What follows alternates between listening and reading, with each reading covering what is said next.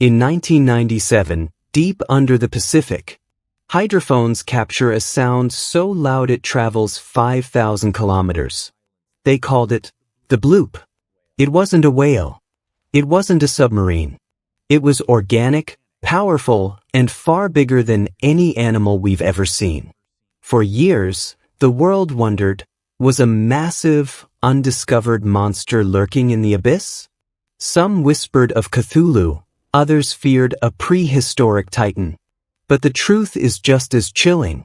Scientists eventually traced the sound to icequakes, massive icebergs cracking and scraping the ocean floor. It sounds like a giant's heartbeat, but it's just the earth groaning. Yet, looking at that dark, endless water, you can't help but wonder, in the 95% of the ocean we haven't explored, what else is down there, waiting?